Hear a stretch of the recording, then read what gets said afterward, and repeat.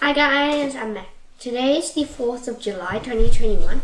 Today I'm going to read Leviticus 11 to 15, Proverbs 4, and Psalm 37. Let's get started. The Lord spoke to Moses and Aaron. He said to them, "Speak to the Israelites. Tell them, many animals live on land. Tell them, here are the only ones you can eat. You can eat any animal that has hooves that are separated completely into, but you must also chew the cud. Some animals only chew the cud. Some only have hooves that are separated into. You must not eat those animals. Camels chew the cud, but their hooves are not separated into, so they are unclean for you. Rock badgers chew the cud, but their hooves are not separated into, so they are unclean for you. Rabbits chew the cud, but their hooves are not separated into, so they are unclean for you. Pigs have hooves that are separated completely into, but they do not chew the cud, so they are unclean for you. You must not eat the meat of those animals. You must not even touch their dead bodies. They are unclean for you. Many creatures live in the water of the oceans and streams. You can eat all those that have fins and scales. Trees unclean all the creatures in the oceans or streams that do not have fins and scales. That includes all those that move together in groups, and all those who that do not. Treat them as unclean. Do not eat their meat. Treat their dead bodies as unclean. Regard as unclean everything that lives in the water that does not have fins and scales. Here are the birds that you must treat as unclean. Do not eat them because they are unclean. The birds include eagles, vultures, and black vultures. They include red kites and all kinds of black kites. They include all kinds of ravens. They include horned owls, screech owls, gulls, and all kinds of hawks. They include little owls, cormorants, and great owls. They include white owls, desert owls, and ospreys. They also include storks, hoopoes, bats, and all kinds of herons. Tree is unclean, every flying insect that walks on all fours, but you can eat some flying insects that walk on all fours. Their legs have joints so they can hop on the ground. Here are the insects you can eat. You can eat all kinds of locusts, katydids, crickets, and grasshoppers. Tree is unclean, every other creature with wings and 4 legs. You will make yourselves unclean if you eat these things. If you touch their dead bodies, you will be unclean until evening. If a person picks up one of their dead bodies, that person must wash their clothes. They will be unclean until evening. Suppose an animal has hooves that are not separated completely into, or suppose an animal does not chew the cud, then these animals are unclean for you. If you touch the dead body of any of them, you will be unclean. Many animals walk on all fours, but those that walk on their paws are unclean for you. Anyone who touches their dead bodies will be unclean until evening. If a person picks up their dead bodies, that will be unclean until evening. These animals are unclean for you. Many animals move along the ground. Here are the ones that are unclean for you. They include weasels, rats, and all kinds of large lizards. They also include geckos, monitor lizards, wool lizards, skinks, and chameleons. These are the animals that move around on the ground that are unclean for you.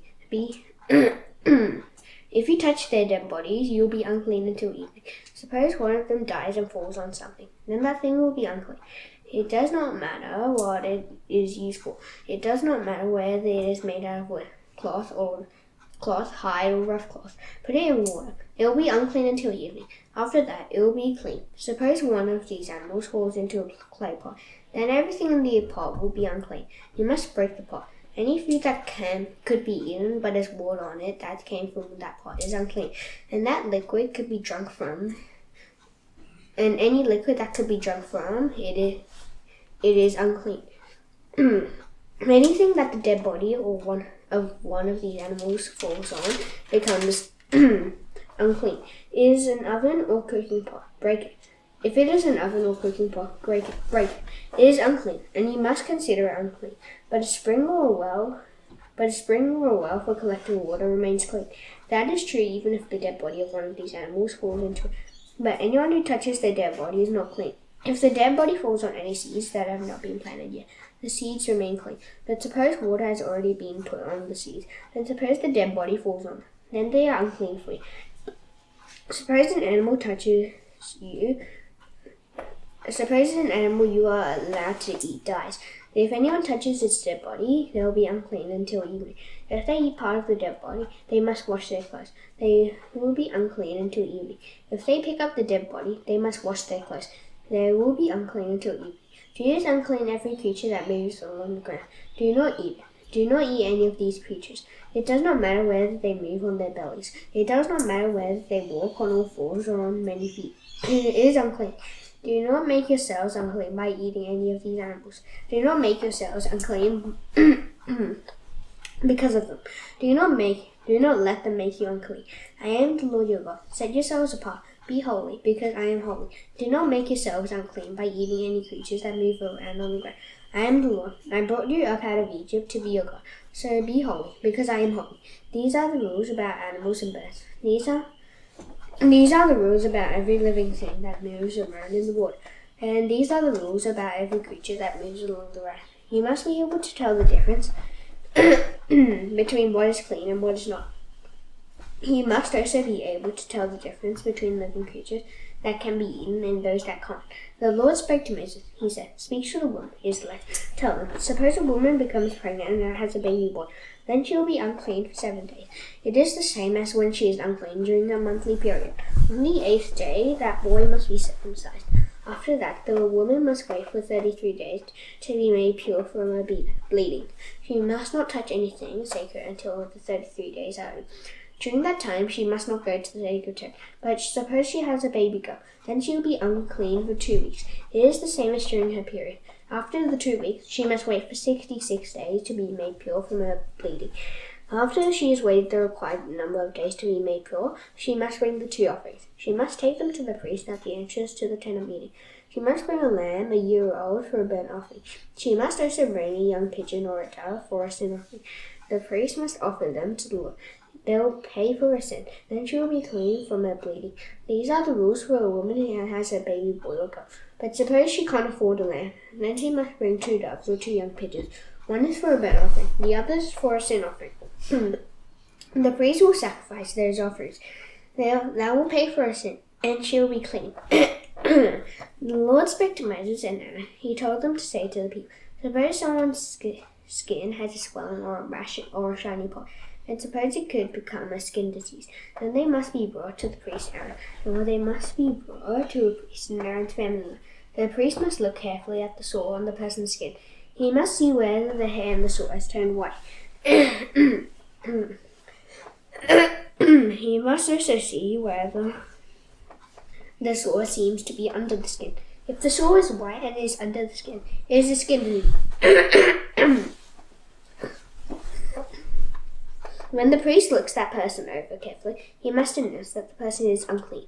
Suppose the shiny spot on the skin is white but does not seem to be under the skin, and suppose the hair on the spot has not turned white. Then the priest must make the person stay away from everyone for 7 days. On the 7th day, the priest must look carefully at the sore again. Suppose it has not changed and has not spread in the skin. Then the priest must make the person stay away from everyone else for another 7 days. On the 7th day, the priest must look carefully at the sore again. If it has faded and has not spread, he must announce that the person is clean. If it is only a rash, that person must wash their clothes. They will be clean. But suppose the rash spreads in skin after they've shown themselves to the priest a second time. Then they must appear in front of the priest again. The priest must look carefully at the sore. If the rash has spread, then he must announce that the person is unclean. They have a skin disease. When anyone has a skin disease, they must be brought to the priest. The priest must look them over carefully. Suppose there is a white swelling in the skin. Suppose it has turned the hair white, and suppose there are open sores in the swelling. Then the person has a skin disease that will never go away. The priest must announce that they are unclean. The priest must not make them stay away from everyone else. They are already unclean. Suppose the disease breaks out all over the skin, and suppose it covers them from head to foot, as far as the priest can tell. Then the priest must look them over carefully. If the disease has covered their whole body, the priest must announce that they are clean. All their skin has turned white, so they are clean. But when open sores appear on their skin, they will not be clean. When the priest sees the open sores, he must announce that they are unclean. The open sores are not clean. They have a skin disease. But if the open sores change and turn white, they must go to the priest. The priest must look them over carefully. If the sores have turned white, the priest must announce that the person is clean. Then they will be clean. Suppose someone has a boil on their skin and it heals. And suppose a white swelling or a shiny pink spot appears where the boil was. Then they must show themselves to the priest. The priest must look at the boil carefully. Suppose it seems to be under the skin. And suppose the hair in it has turned white. Then the priest must announce that the person is unclean. Skin disease has broken out where the boil was. But suppose that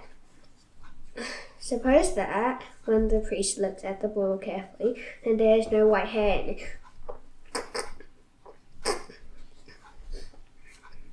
the boil is not under the skin, and it is faded. Then the priest must make the person stay away from everyone else for 7 days.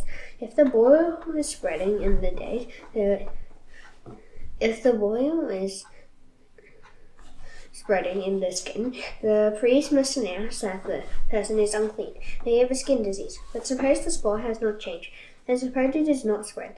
Then it is only a scar from the boil, and the priest must announce that the person is clean. Suppose someone has a burn on their skin, and suppose a white or shiny pink spot shows up in the open sores or of the burn.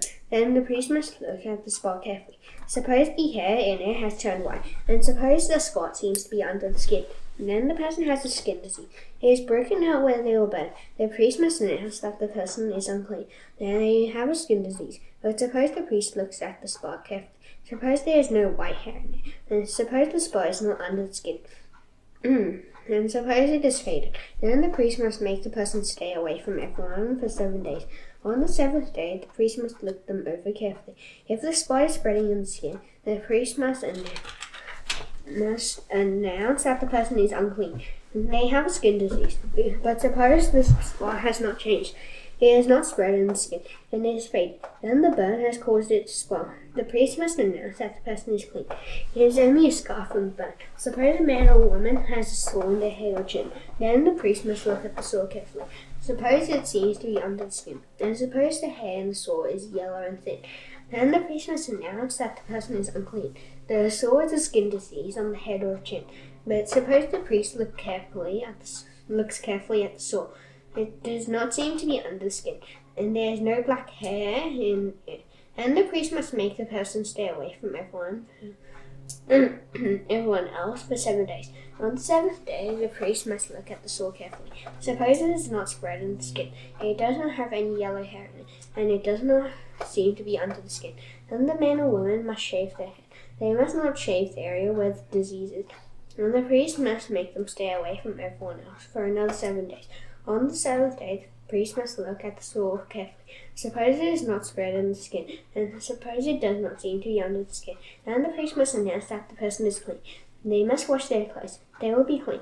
But suppose the sore spreads in the skin after the priest announces that the person is clean. Then the priest must look them over carefully. Suppose the sore has spread. Then the priest does not have to look for yellow hair.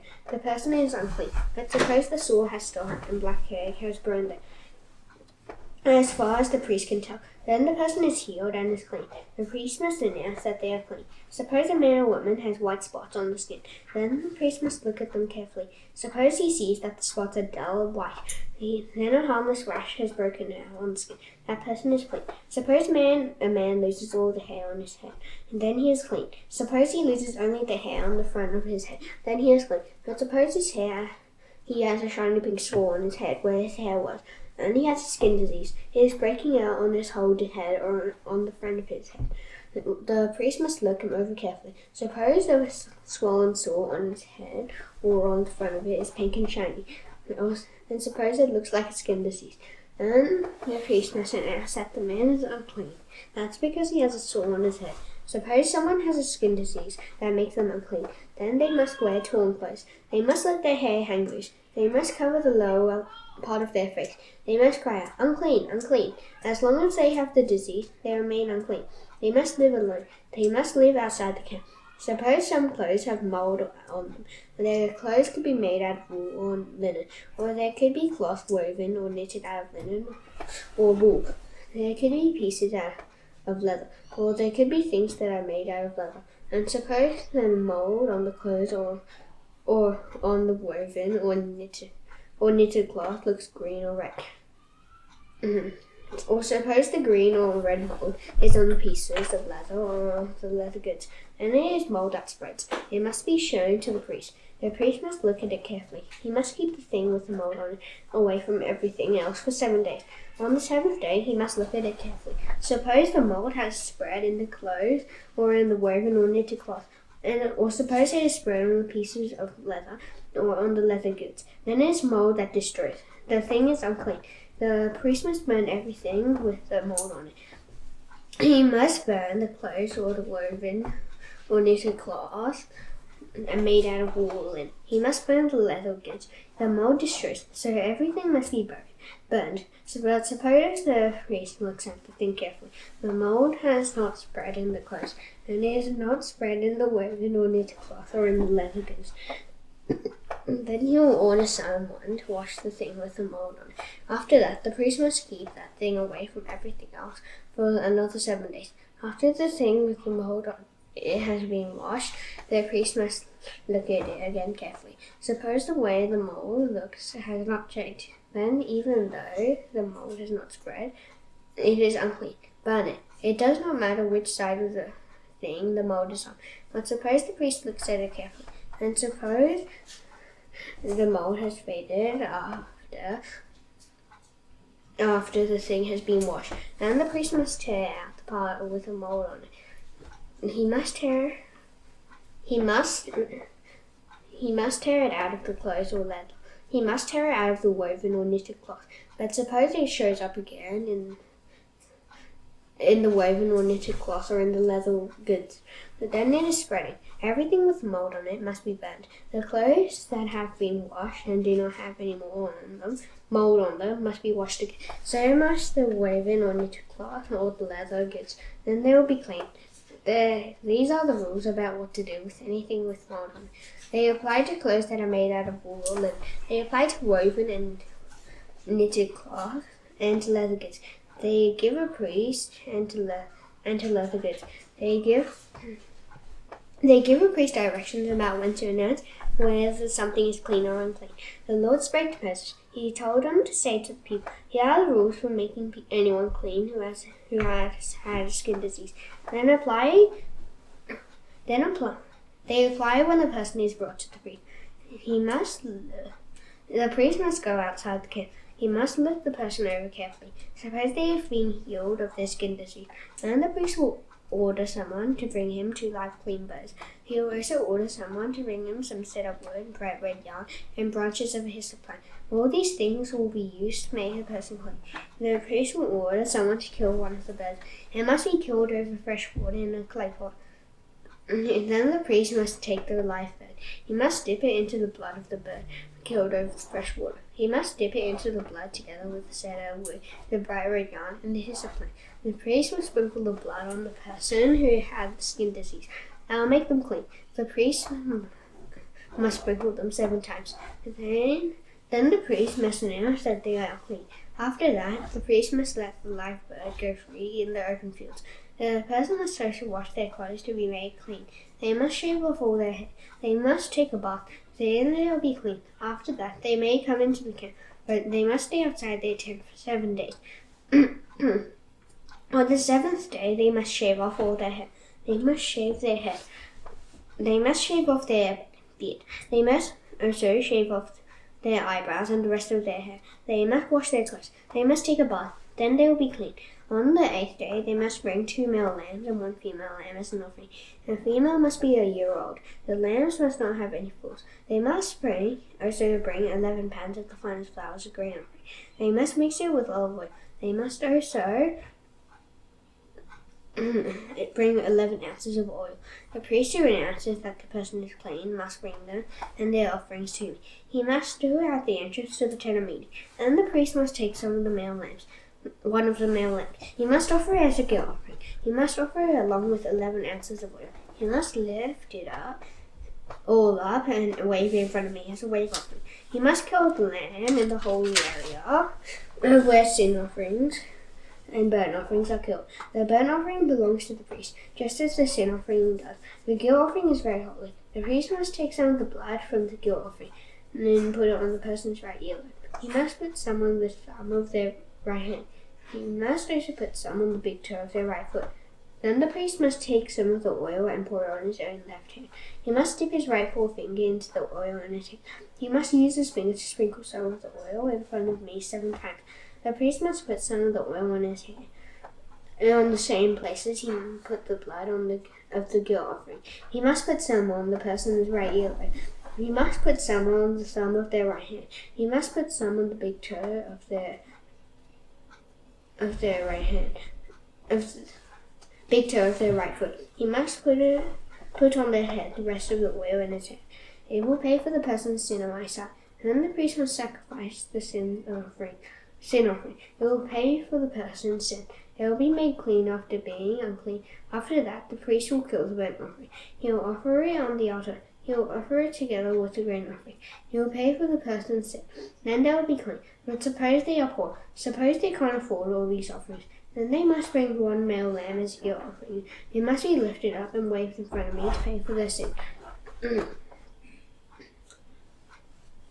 They must also bring 3.5 pounds of the finest flour, along with the lamb. They must fix the flour with olive oil. Here's a grain offering. They must offer it along with 11 ounces of oil. They must also bring 2 doves or 2 young pigeons that they can afford. One is for a sin offering, the other is for a burnt offering. On the 8th day, they must bring them to the priest so that they can be made clean. They must bring them to the entrance to the tent of meeting. They must do it in my sight. The priest must take the lamb for the guilt offering.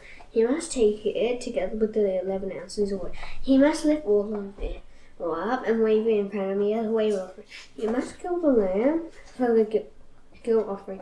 You must take some of its blood and put it on the person's right earlobe. You must put some on the thumb of their right hand. He must also put some on the big toe of their right foot. The priest must pour some of the oil on his own left hand. He must dip his right forefinger into to sprinkle some of it 7 times in front of him. Here's what he must do with some of the oil in his hand. He must put on the same places where he put the blood of the guilt offering. He must put some on the person's right ear. He must put some on the thumb of their right hand. He also must put some on the big toe of their right foot. He must put on their head the rest of the oil in his hand. He will pay for the person's sin in my sight. The priest will sacrifice the doves or the young pigeons that the person can afford. One is for a sin offering, the other is for a burnt offering. The priest must offer them together with a grain offering. In that way, he will pay for the person's sin in my sight. He will do it to make them clean. These are the rules for anyone who has a skin disease. They are for people who can't afford the regular offerings that are required to make them clean. The Lord spoke to Moses and Aaron. He told them to say to the people, "You will enter the land of Canaan. I am giving it to you as your own. When you enter it, suppose I put mold in one of your houses, and suppose the mold spreads. Then the owner of that house must go and speak to the priest. He must say, 'I've seen something that looks like mold in my house.' The priest must order everything to be taken out of the house. It must be done before he goes in to look carefully at the mold. If it is not done, the priest must announce that everything in the house is unclean. After the house is empty, the priest must go in and check. He must look carefully at the mold on the walls. Suppose it looks as if it has green or red dents in it, and suppose the dents look as if they are behind the surface of the wall. Then the priest must go out the door. He must close the house up for 7 days. On the 7th day, the priest will return to check the house. Suppose the mold on the walls is spread. Then he must order someone to tear out the stones that have mold on them. He must have them thrown into an unclean place outside the town. He must have all the inside walls of the house scraped. Everything scraped off must be dumped into an unclean place outside the town. Then other stones must be put in place of the stones that had mold on them. The inside walls of the house must be coated with new clay. Suppose the stones had been torn out, the house has been scraped, and the walls have been coated with new clay, but the mold appears again. Then the priest must go and look things over carefully. Suppose the mold has spread in the house. Then it is the kind of mold that destroys things. The house is not clean. It must be torn down. The stones, the wood, and all the clay coating must be torn out. All of it must be taken out of the town to an unclean place. Suppose someone goes into the house while it is closed up. Then they will be unclean until evening. If they sleep or eat in the house, they must wash their clothes. But suppose the priest comes to look things over carefully, and suppose the mold has not spread after the walls had been coated with new clay. Then he will announce that the house is clean. The mold is gone. To make the house pure, the priest must get 2 birds. He must get some He must also get some cedar wood, bright red yarn, and branches of hyssop plant. He must kill one of the birds over fresh water in a clay pot. Then he must take the cedar wood, the hyssop plant, the bright red yarn, and the live bird. He must dip all of them into the blood of the dead bird. He must also dip them into the fresh water. He must sprinkle the house 7 times. The priest will use the blood and the water to make the house pure. He will use the live bird to make it pure. He will also use the cedar wood, the hyssop plant, and the bright red yarn to make it pure. Then he must let the live bird go free in the open fields outside the town. In that way he will make the house pure. It will be clean. These are the rules for skin disease. They apply to sores. They apply to mold in clothes or in houses. They also apply to swelling, rashes, or shiny red spots on the skin. Use these rules to decide whether something is clean or not. These are the rules for skin diseases and for mold. The Lord said to Moses and Aaron, "Speak to the Israelites. Tell them, suppose liquid waste is flowing out of a man's body. That liquid is not clean. It does not matter whether it continues to flow out of his body or is blocked. It will make him unclean. Here's how his liquid body waste will make him unclean. Any bed the man who has the flow of liquid body waste lies on will be unclean. Anything he sits on will be unclean. Anyone who touches the man's bed must wash their clothes. They must take a bath. They will be unclean until evening. Suppose someone sits on something that the man sat on. Then they must wash their clothes. They must take a bath. They will be unclean until evening. Suppose someone touches the man who has the flow of liquid body waste. Then they must wash their clothes. They must take a bath. They will be unclean until evening. Suppose someone is clean, and suppose the man who has the flow of liquid waste spits on them. Then they must wash their clothes. They must take a bath. They will be unclean until evening. So everything the man sits on when he is riding will be unclean. Suppose someone touches any of the things that were on him, then they will be unclean until evening. Even if they pick up those things, they must wash their clothes. They must take a bath. They will be unclean until evening. Suppose the man who has the liquid flow touches someone, and suppose he does it without rinsing his hands with water. Then the person he touched must wash their clothes. They must take a bath. They will be unclean until evening. Suppose the man touches a clay pot, then that pot must be broken. Any wooden thing he touches must be rinsed with water. Suppose the man has been healed from his liquid flow, then he must wait for 7 days. He must wash his clothes. He must take a bath in fresh water. After that, he will be clean. On the 8th day, he must get 2 doves or 2 young pigeons. He must come to the Lord at the entrance to the tent of meeting. There he must give the birds to the priest. There he must give the birds to the priest. The priest must sacrifice them. One is for a sin offering, the other is for a burnt offering. In that way, the priest will pay for the man's sin in the sight of the Lord. He will do it because the man had a liquid flow. Suppose the semen flows from a man's body. Then he must wash his whole body with water. He will be unclean until evening. Suppose clothes or leather have semen on them. They must be washed until evening. Suppose a man sleeps with a woman, and suppose semen flows from his body and touches both of them. Then they must take a bath. They will be unclean until evening. Suppose a woman is having a regular monthly period. Then for 7 days she will be unclean. Anyone who touches her will be unclean until evening. Anything she lies on during her period will be unclean. Anything she sits on will be unclean. Anyone who touches her bed must wash their clothes. They must take a bath. They will be unclean until evening. Anyone who touches anything she sits on must wash their clothes. They must take a bath. They will be unclean until evening. It does not matter whether it was her bed or anything she was sitting on. If anyone touches it, they will be unclean until evening. Suppose a man sleeps with that woman, and suppose blood from a monthly period touches him, then he will be unclean for 7 days. Any bed he lies on will be unclean. Suppose blood flows from a woman's body for many days, and it happens at a time other than a monthly period, or blood keeps flowing after her period is over, then she will be unclean as long as the blood continues to flow. She will be unclean, just as she is during the days of her period. Any bed who she lies on while her blood continues to flow will be unclean. It is the same as it is when she is having a period. Anything she sits on will be unclean. If anyone touches those things, they will be unclean. They must wash their clothes. They must take a bath. They will be unclean until evening. Suppose a woman has been healed from a flow of blood, then she must wait 7 days. After that, she will be clean. On the 8th day, she must get 2 doves or 2 young pigeons. She must bring them to the priest at the entrance to the tent of meeting. The priest must sacrifice them. One is for a sin offering, the others for a burnt offering. In that way he will pay for a sin in the sight of the Lord. He will do it because they will flow of blood made unclean. You must keep the Israelites away from things that make them unclean.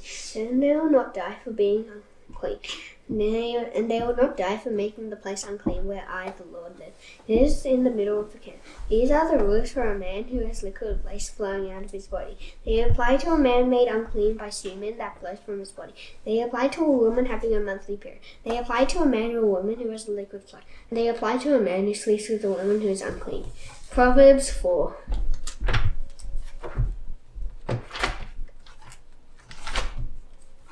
My sons, listen to your father's teaching. Pay attention and gain understanding. I give you good advice, so don't turn away from what I teach. I too was once a young boy in my father's house, and my mother loved me deeply. Then my father told me. He said to me, take hold of my words with all your heart. Keep my commands and you will live. Get wisdom and get understanding. Don't forget my words or turn away from them. Stay close to wisdom, and she will keep you safe. Love her, and she will watch over you. To start being wise, you must first get wisdom. No matter what it costs, get understanding.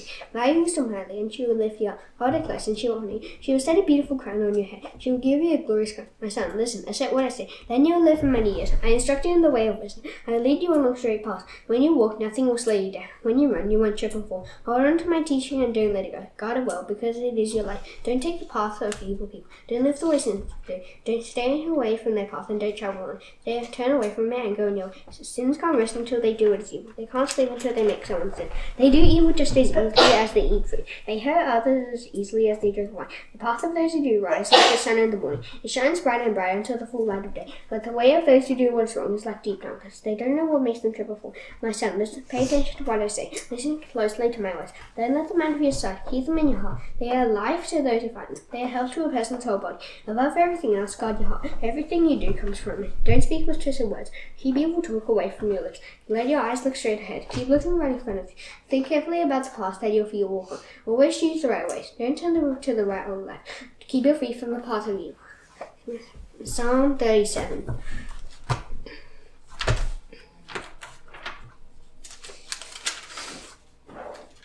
Don't be upset because of sinful people. Don't be jealous of those who do wrong. Like grass, they will soon dry up. Like green plants, they will soon die. Trust in the Lord and do good. Then you will live in the land and enjoy its fruit. Find your delight in the Lord. Then He will give you everything your heart really wants. Commit your life to the Lord. Here's what He will do if you trust in Him.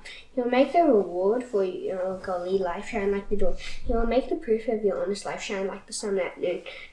Be still and wait patiently for the Lord to act. Don't be upset when other people succeed. Don't be upset when they carry out their evil plans. Turn away from anger and don't give in to wrath.